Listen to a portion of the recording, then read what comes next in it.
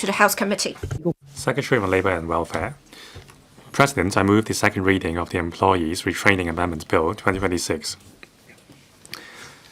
In the following, I will refer the bill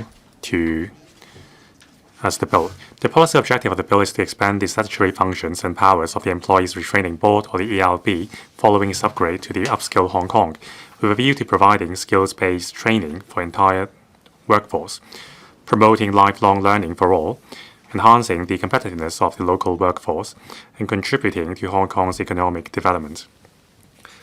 Established in 1992, the ELB's mission is to provide training to the unemployed to help them return to work.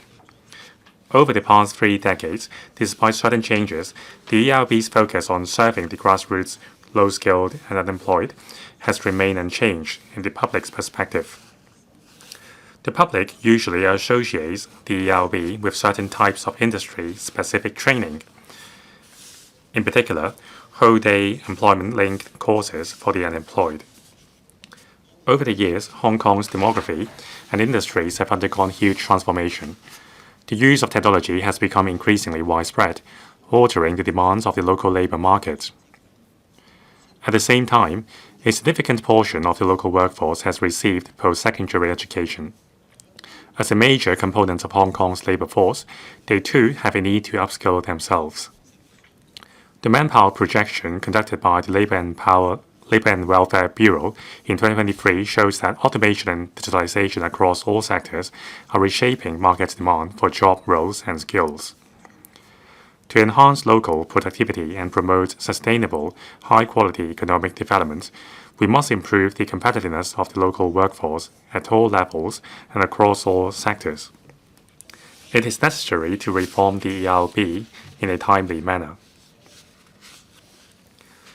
The preparatory work for reforming the ELB started several years ago.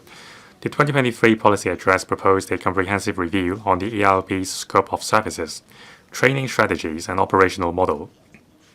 Following the review and consultation with relevant stakeholders, the 2024 Policy Address announced that the government had accepted the recommendations of the review report and agreed to reform the ELB to enhance its role and positioning by upgrading the ELB from a body providing employment-based training for grassroots workers to skills-based training for the entire labor force, with a comprehensive progression pathway to cultivate skills applicable across different job roles.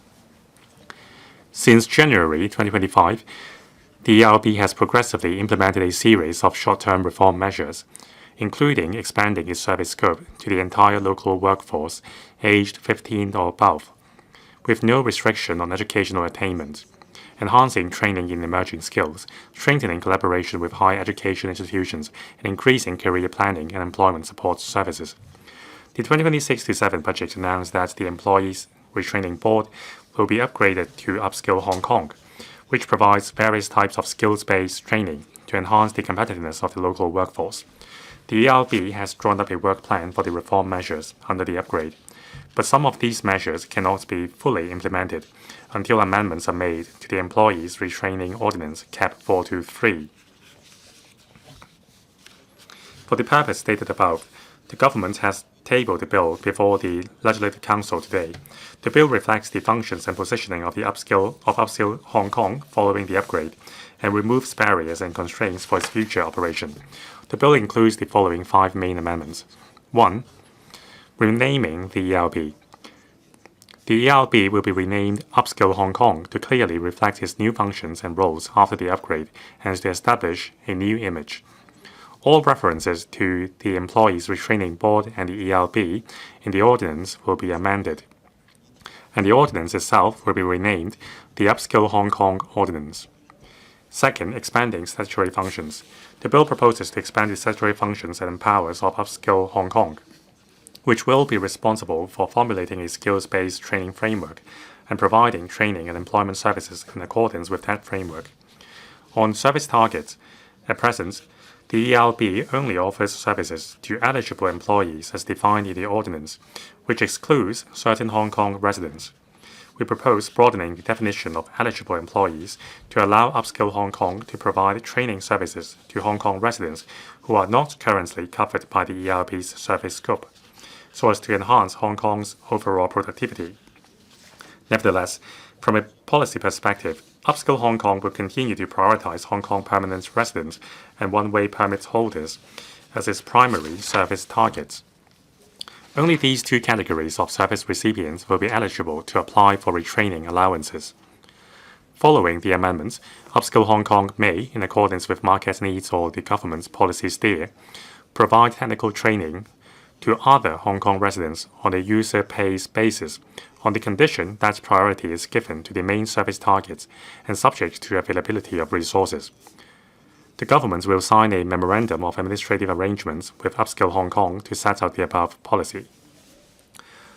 The bill further proposes to empower Upskill Hong Kong to conduct designated training activities for local trainees in places outside Hong Kong, for example in mainland cities and in the Bay Area, by leveraging technical expertise, equipment, and teaching resources not readily available in Hong Kong.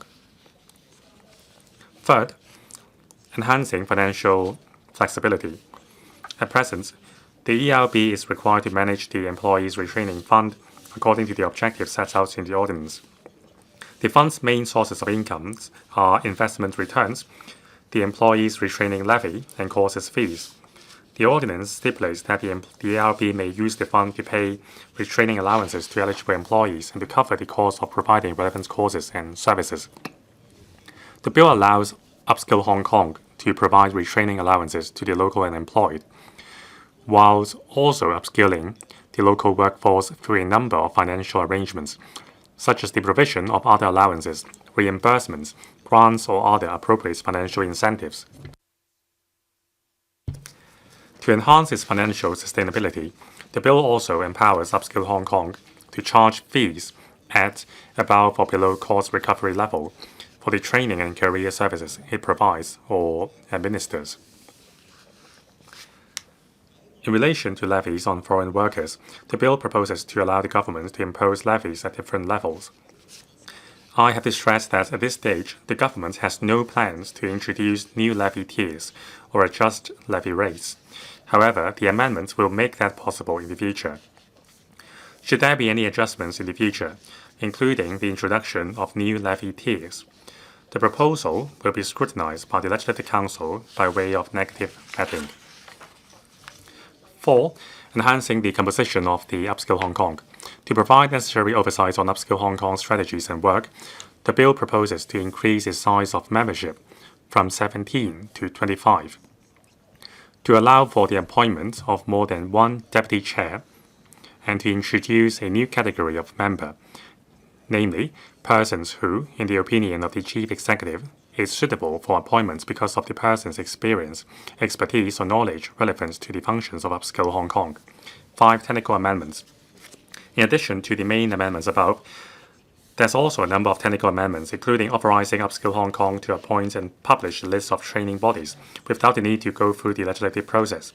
This will enable Upskill Hong Kong to introduce training partners more swiftly to meet market demand, and to remove substandard training bodies more efficiently. Furthermore, the bill also proposed an official mechanism for appointing an acting chief director, as well as to permit the service of documents by electronic channels, thereby enhancing operational efficiency. President, many economies around the world have central platforms similar to Upskill Hong Kong, which are responsible for identifying local skills gap and for steering and funding local educational and training bodies, as well as leading enterprises to deliver relevant courses, rather than providing the training themselves. Building on the successful experience of the ELB over the past 3 decades, Upskill Hong Kong will further enhance its leadership role as a central platform.